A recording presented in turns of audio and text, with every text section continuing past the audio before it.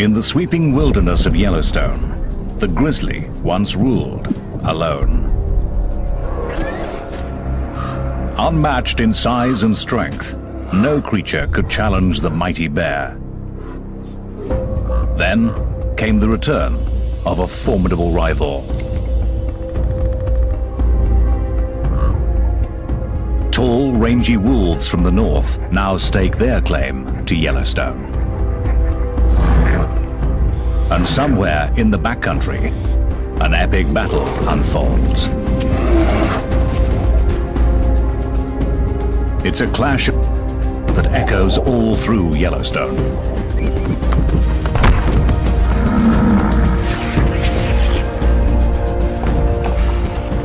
In the cauldron of this wilderness, most to lose. Will wolves be the new masters of Yellowstone?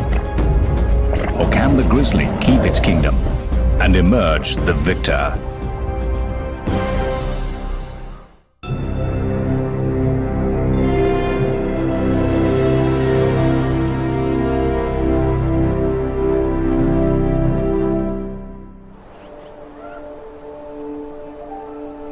It's spring in the northwest corner of Wyoming. The year is about to begin for the grizzlies of Yellowstone.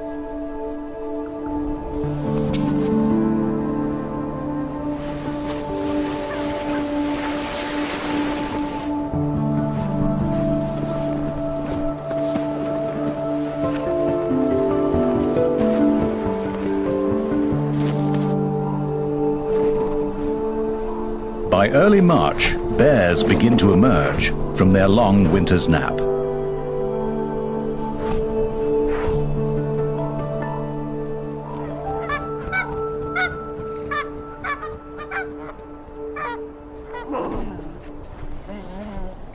They may not have eaten a thing, and with snow still deep, a female and 3 cubs search for a winter kill.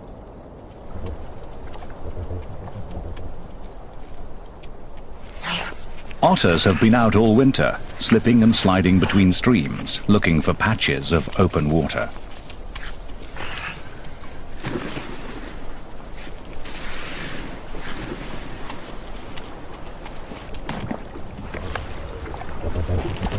They're kept under close watch by a coyote. He's on a constant search for food. This is a world of predators, scavengers, and opportunists.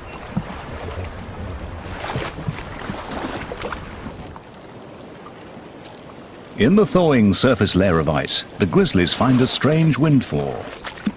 Entombed in the ice all winter, frozen fish are the first banquet of the year for the bears.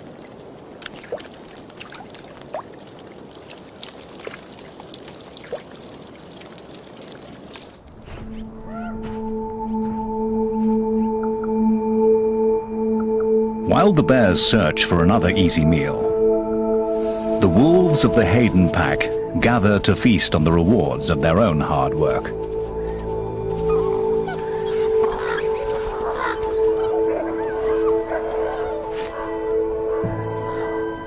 But a bold young bear has found their carcass, and a grizzly is accustomed to taking what he wants.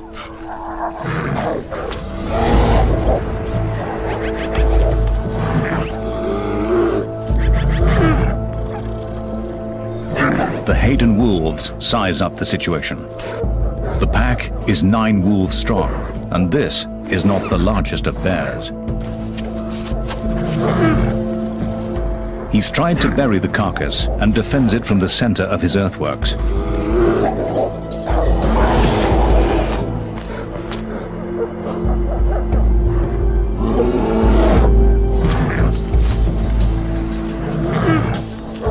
It's his strength against their speed. But the wolves seem to think they can take him.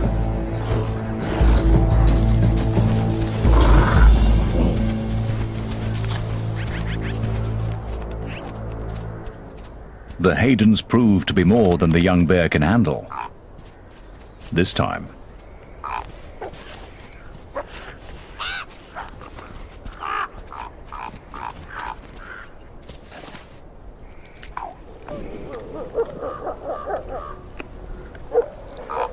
Bears or wolves, it makes no difference to the ravens.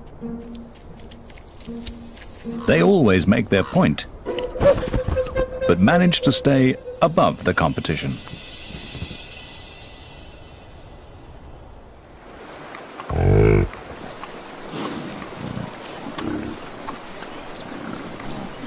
Bison will face both wolves and bears over the course of their lives.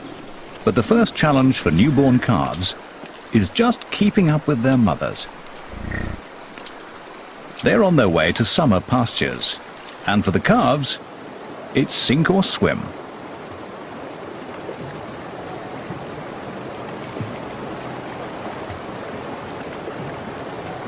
Instinctively, the calves seek shelter next to their mothers.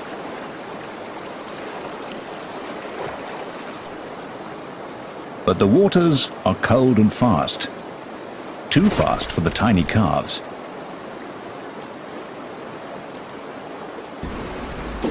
One has been swept into a logjam and is in real trouble.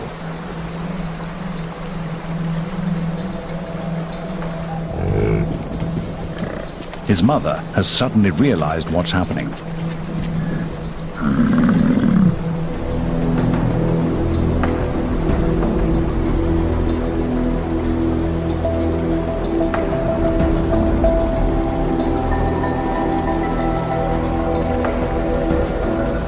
The calf breaks free, but is not out of danger. Calves often lose their mothers during river crossings, and without her, he can't survive.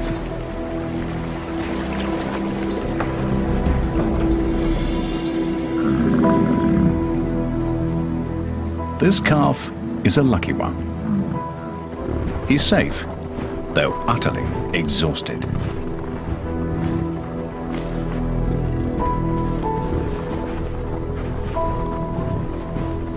The Yellowstone River was just one of the first of many perils to come.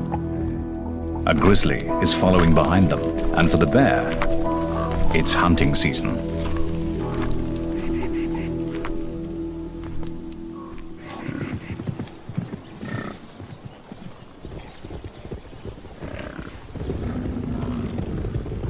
Yellowstone's 3,500 bison are the largest free-ranging bison herd in the world.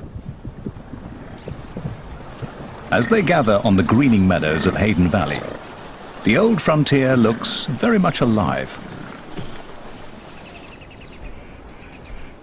It's a scene one old grizzly has witnessed many times. This rugged veteran has roamed Yellowstone for almost 20 years, long before wolves were brought back to the park. He is bear number 211, known to bear watchers as Scarface. In his youth, he hunted bison in this great valley. Now, he leaves such high-risk work to a younger generation.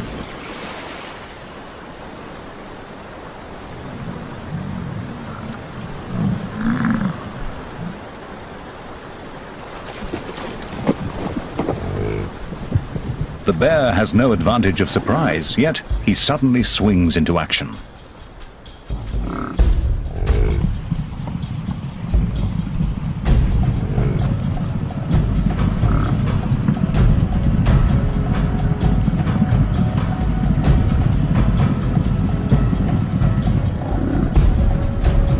The chase is just youthful exuberance. There's not much hope of success.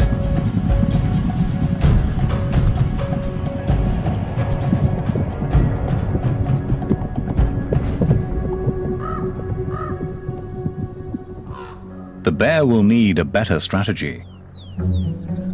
But a truly devious plan is a coyote's speciality. He's so small, no one takes him seriously. He tests a calf.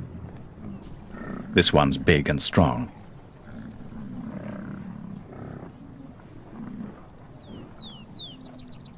Then he finds a smaller one.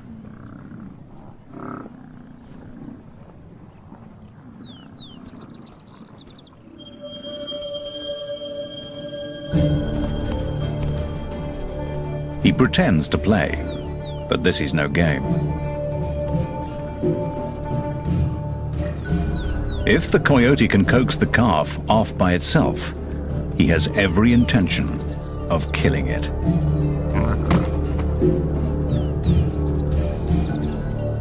Just one bite could cripple the calf.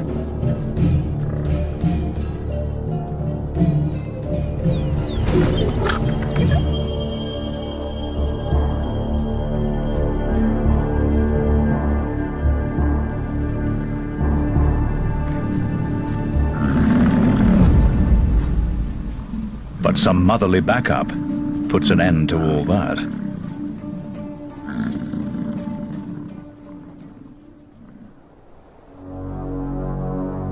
Another grizzly is on the calving grounds, and this one has perfected his craft.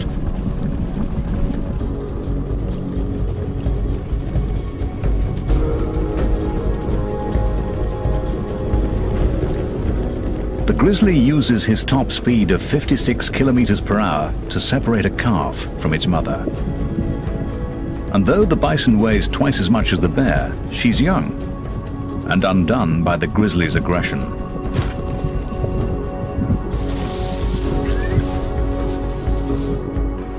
She hesitates, and her calf is lost.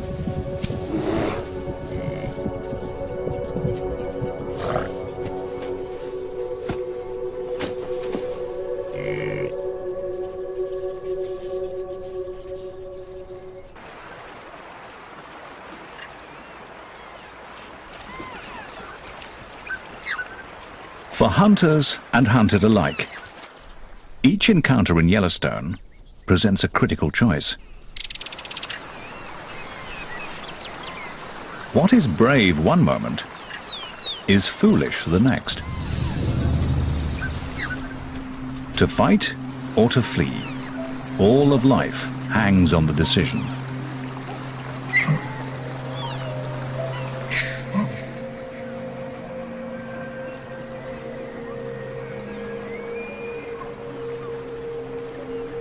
With two wolves out on the prowl, a mother elk weighs her options carefully. The wolves have seen her, but not her calf. It's too young to outrun the wolves. Its only defense is to hide and keep completely still.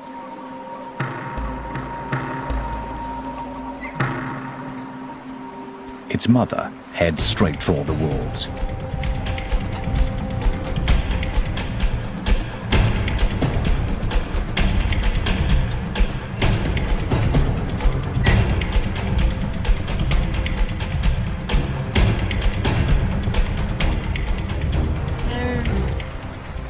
Her purpose is to distract them, to keep their attention entirely on her.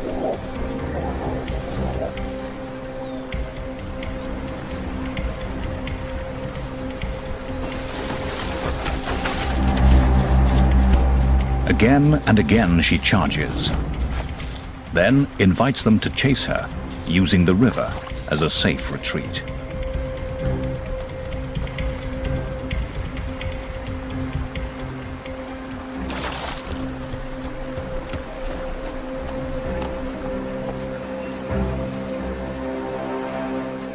She can play this game against two wolves, but she would never attempt this with an entire wolf pack.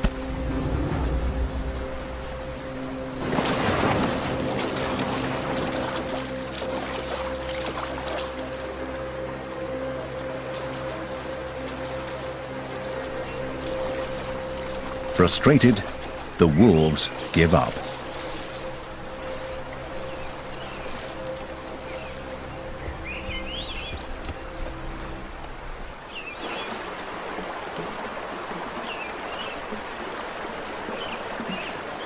The calf owes its life to the tactics and the courage of its mother.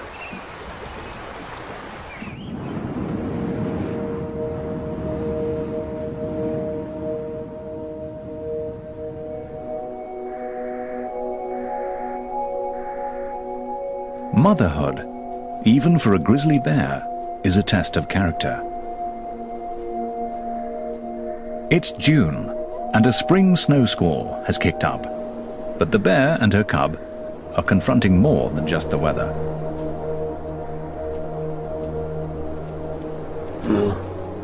Wolves from the Druid pack have caught them out in the open.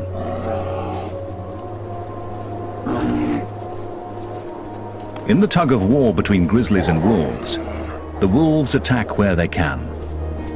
They are after the cub. If they can kill it, they will eliminate a future rival.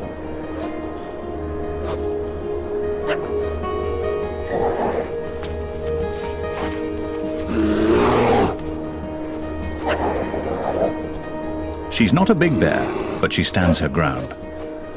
The wolves won't risk an injury.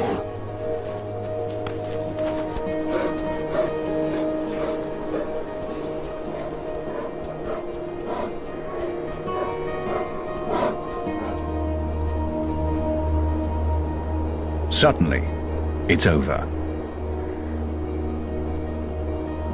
The wolves make a decision, and the bears are free to go.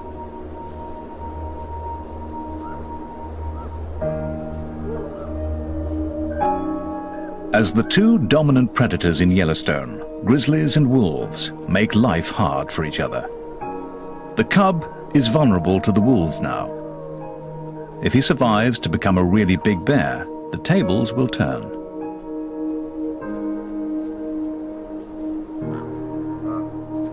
But he'll be a cub for a long time yet, and growing up is a full-time job.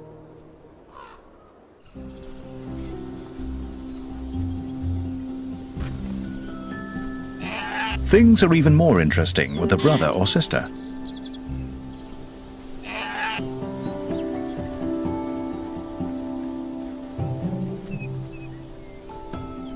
Cubs can turn anything into a toy.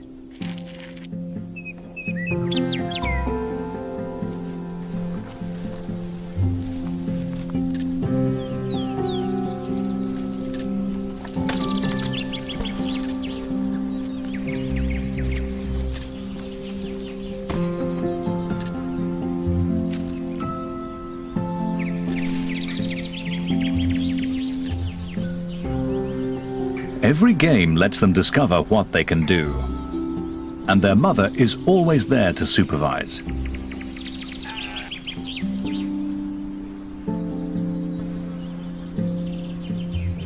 For grizzlies, these are the days of family life. They'll spend 2.5 years under the constant care of their mother. Then the cubs will be big enough to go their separate ways and travel through Yellowstone alone. Until then, she is everything they need.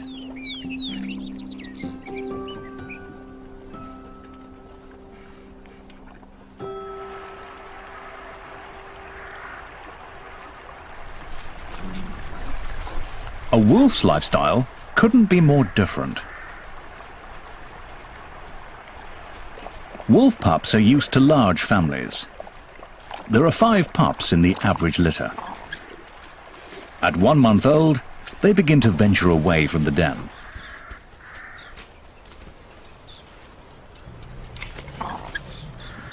Their mother is the alpha female, the white wolf with the research collar. But they have other guardians too. Older brothers and sisters, aunts and uncles. A member of the family is always in attendance.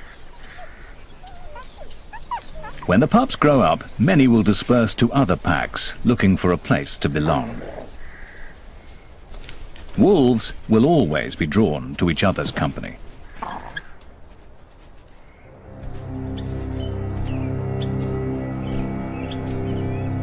A grizzly ambles along a trail on his solitary way above the den. It's old Scarface. He probably means the pups no harm, but he's come far too close for the wolves' comfort. The adults treat him as a serious threat.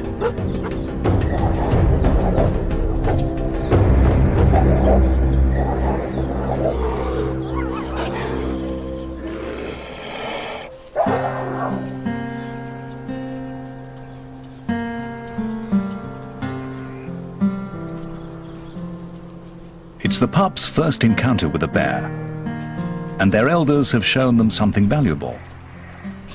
Together, they can challenge a grizzly and defeat it. As for Scarface, he hasn't lived this long without knowing how to avoid real conflict.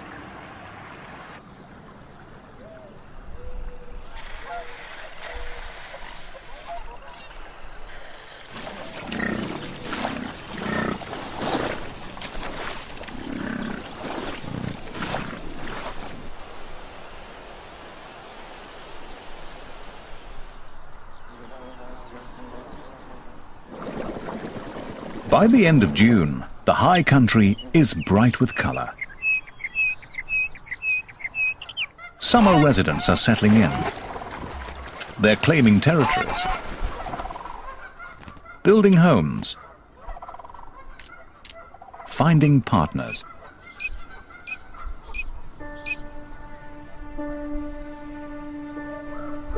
Even grizzlies get caught up in the social scene. It's the mating season. A courting couple could be mistaken for youngsters playing. But for grizzlies, this is romance.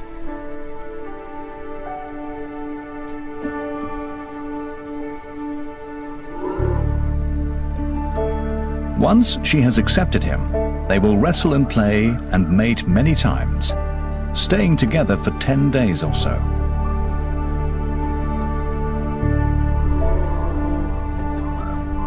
But their devotion will be fleeting. Enduring bonds are not in their nature. Yet, while it lasts, they share a moment of tenderness grizzlies seldom display.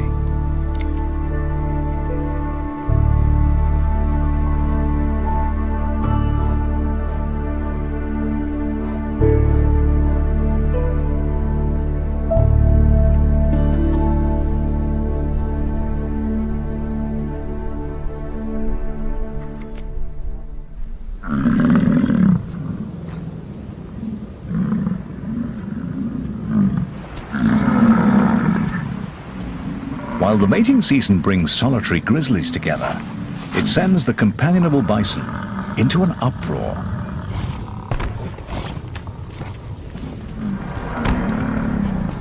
Bulls are built for the battles of the rut. They wield their massive heads as both weapon and defense.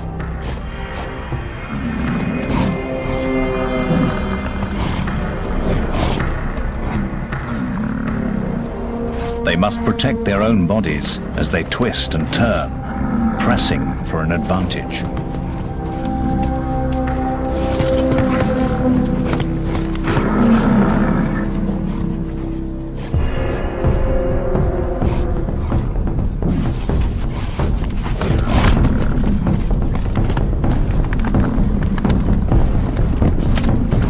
They are one-ton warriors, and each breeding season, more than a few are fatally wounded.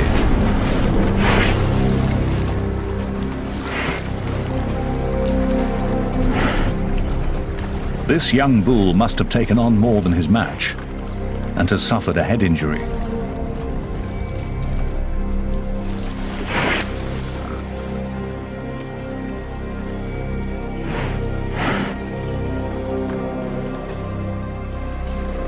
Round and round he turns, unable to find his way forward.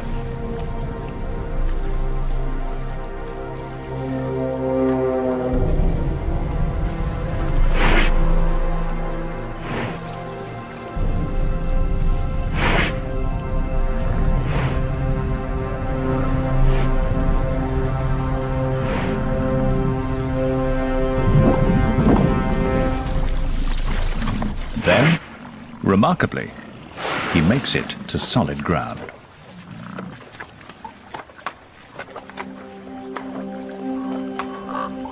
Bison are as tough as they come.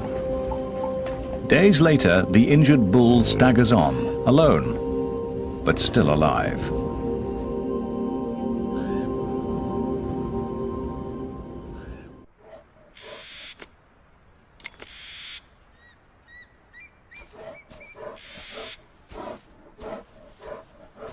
For the grizzlies, this year's battle for Yellowstone is coming to a close. It's beginning to snow. One by one, the bears retreat to their dens. Winter settles in.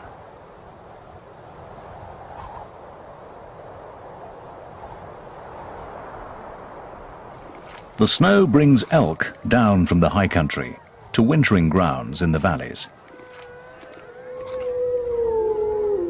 And wherever the elk go, the wolves follow. Winter is the season when wolves are riding high.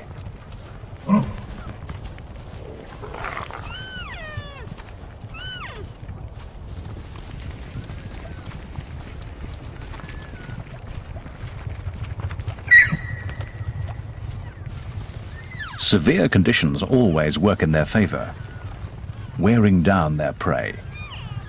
The deeper the snow, the better the hunting.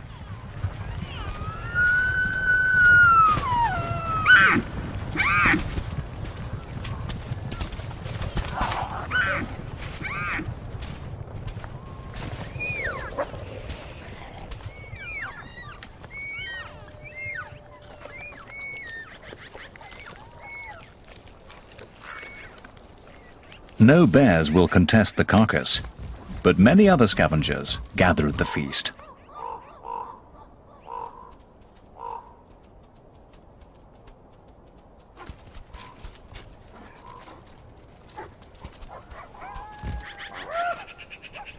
Eagles, ravens, magpies and coyotes are uninvited guests at every kill.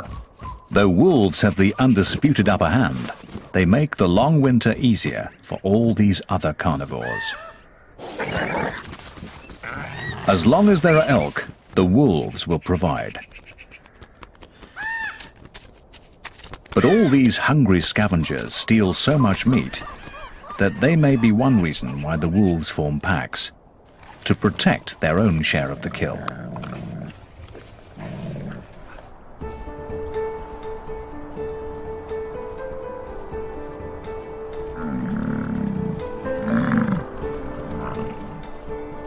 Come February, wolves go visiting, pack to pack. Now is their season for courting and mating. If a stranger comes calling, yearling females and pups come out to greet him.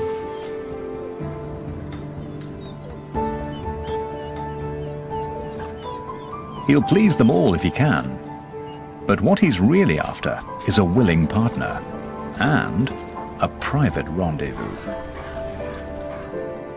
Yet even the most intimate moment often requires the pack's approval.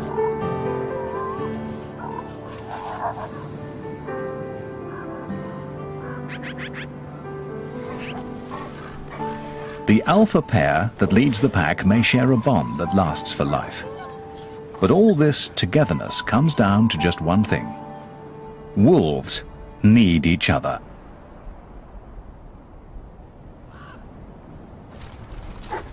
Wolves are accustomed to working year-round and feeding many mouths. But come the end of winter, it can take the abilities of a bear to get the job done.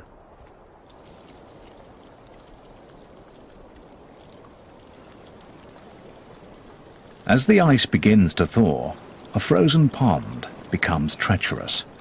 Solid one moment, soft the next. A wolf has discovered its most recent victim.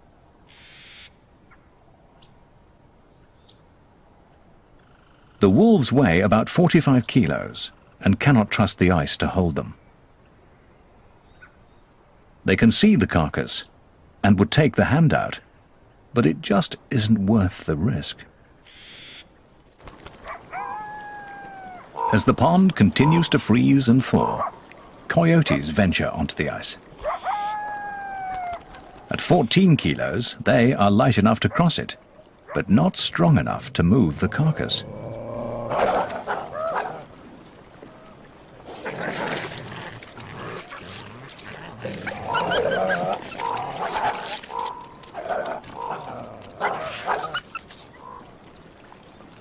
If the ice melts much more, they won't be able to reach the carcass at all.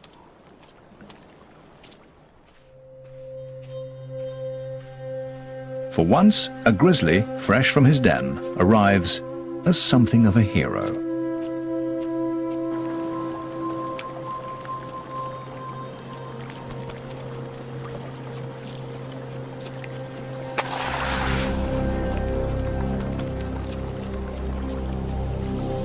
He's certain to fall through.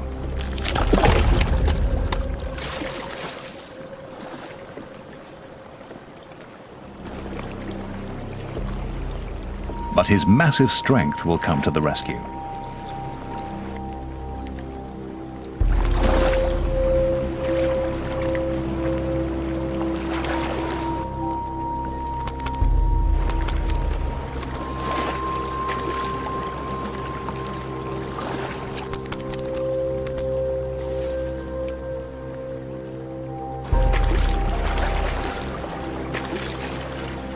It's only when his coat is soaking wet that you can see how thin he is and why this carcass is worth so much effort.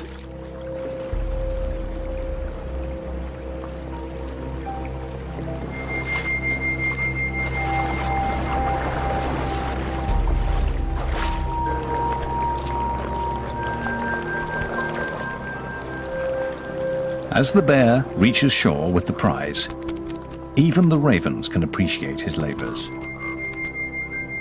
And there'll be bones for the coyotes, after all.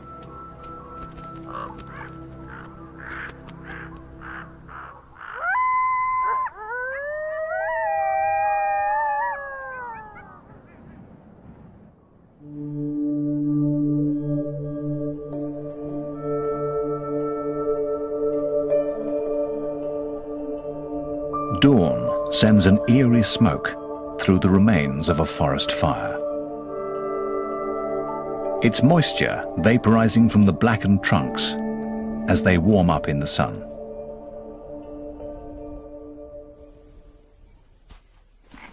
Though the fire killed the trees, a wild garden springs up at their charred feet, rich with minerals from the ash. Grizzlies seek out this fresh, nutritious salad.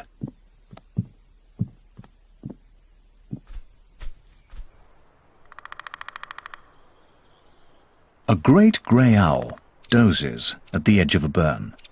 He's been up all night hunting. But a robin has a nest nearby. In Yellowstone, conflicts can flare up in any corner. Until the owl leaves, there'll be no rest for either of them.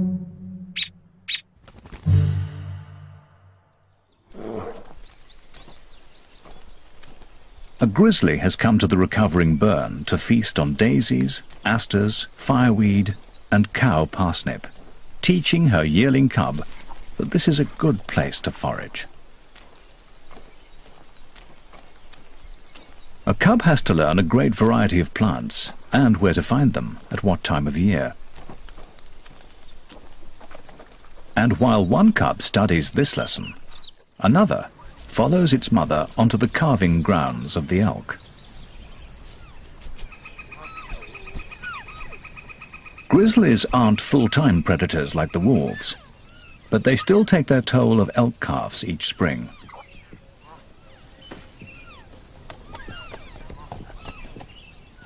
The bear moves through the grass with a purpose. She relies on her nose, testing the air and searching the ground for the scent of elk.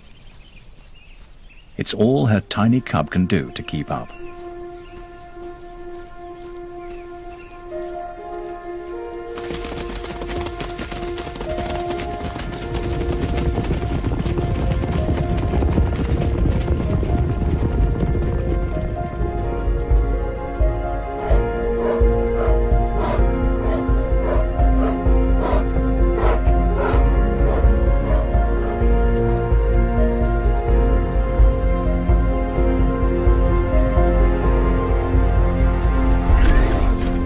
For the calf, the brief dance between birth and death will be over in a moment. For the cub, it's a first step in honing a skill that will help him succeed in Yellowstone.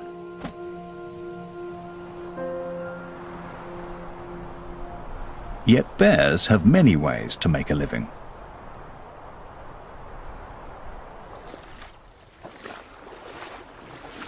Wolves must hunt to survive. But a grizzly's life is full of choice. Old Scarface may no longer be able to chase down elk, but he's managed to catch a fish.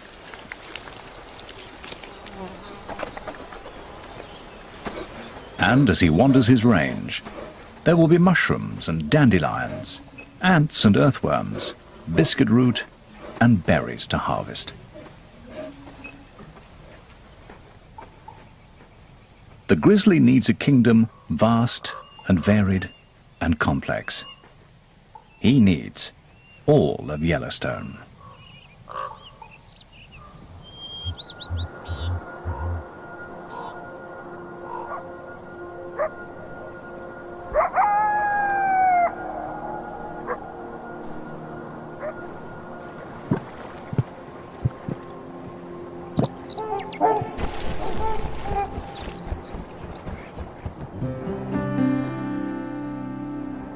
In this cauldron of competition and conflict, a grizzly sometimes gets to relax.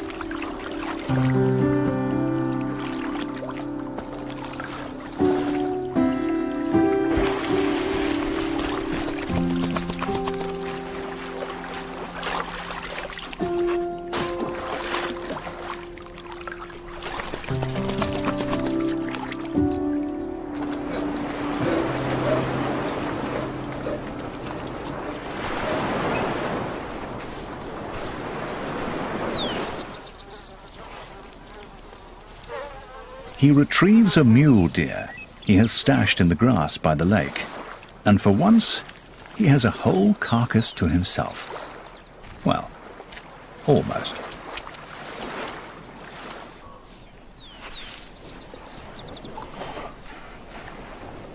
He takes his time over a delicate morsel. It's not often he gets to enjoy the little things in life.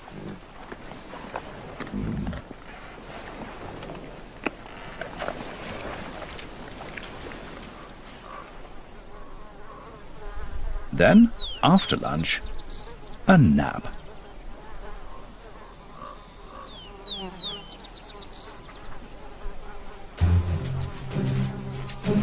That is, until biting flies discover the grass-covered carrion he's using for a pillow.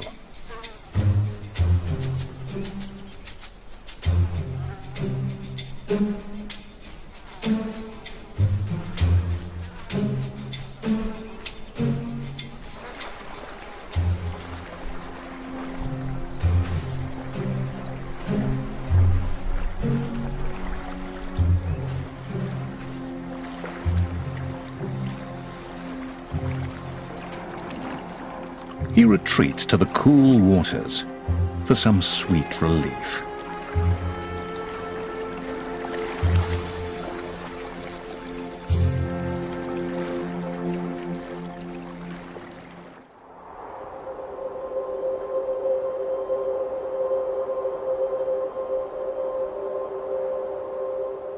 By the end of summer, all activity is focused on the coming winter.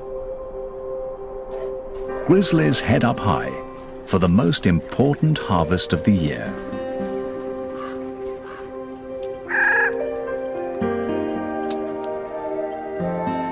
The Clark's nutcracker is up there already, collecting the seeds of the whitebark pine.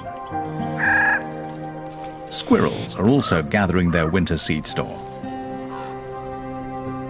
The birds will disperse the seeds, but the squirrels will cache them. And that's what the grizzly is looking for. The bear digs up their work. The seeds are rich in fats, and the bear takes in as many calories as she can.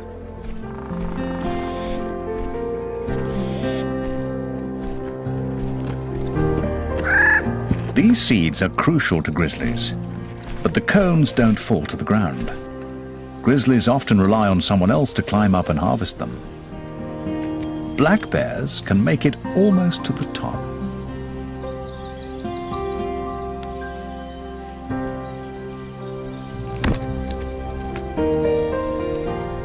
They'll bring the branches and cones to the ground and in reach of the grizzly.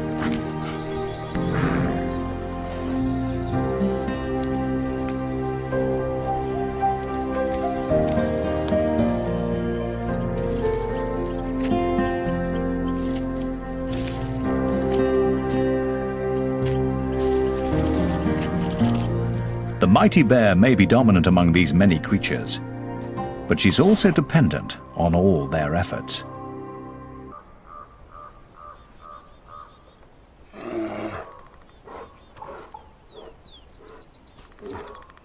In this tale of two predators, each succeeds according to its nature. This enormous male is waiting on the wolves. He's staked out in the territory of the Molly's pack. And here they come, right on schedule.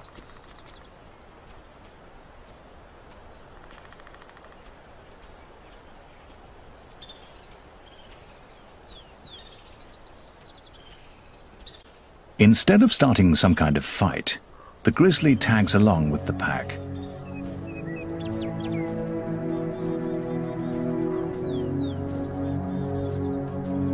The bear is huge.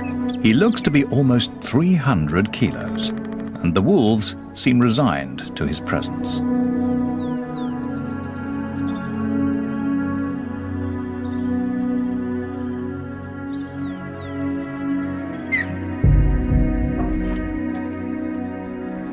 The wolves attend to their task. They're here to hunt.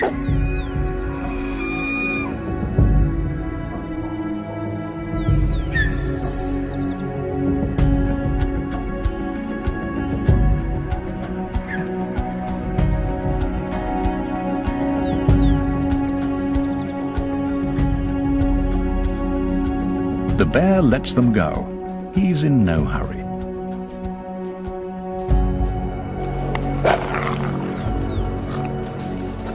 But as soon as the wolves have accomplished a kill, he's suddenly quick on the scene.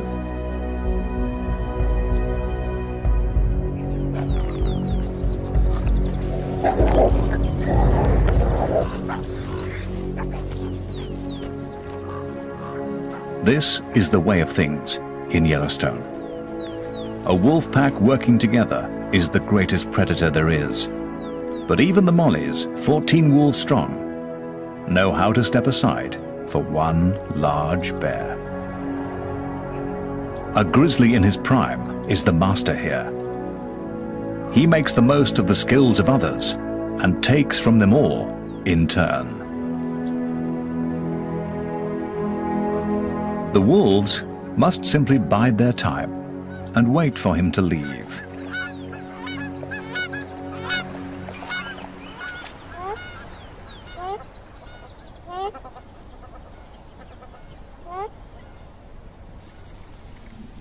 Old Scarface is past challenging a wolf pack. He's up in the whitebark pine forest, where it's already starting to snow.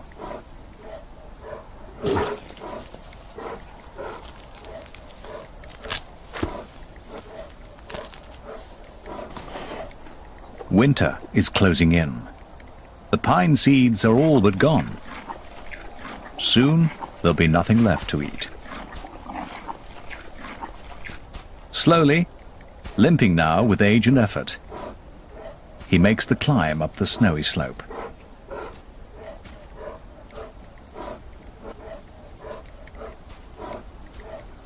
His den and a long winter's rest are waiting.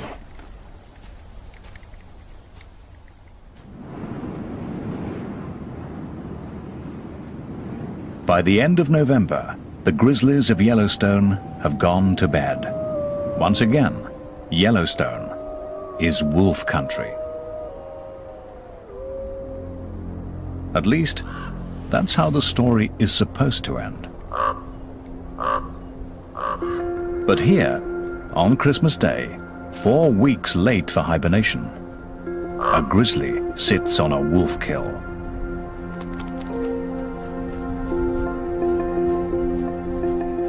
Is this the start of something new?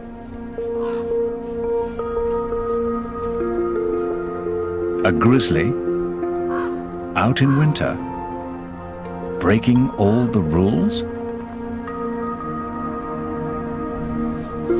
The coyote grabs a bite and runs. This is not good news to him. Will the bear be waiting at every kill all winter?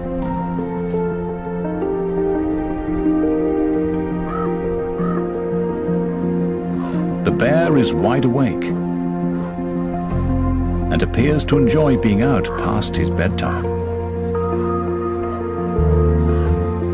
After all, it is Christmas, and he's discovered a satisfying secret. Although it's winter, he may not have to hide from hunger.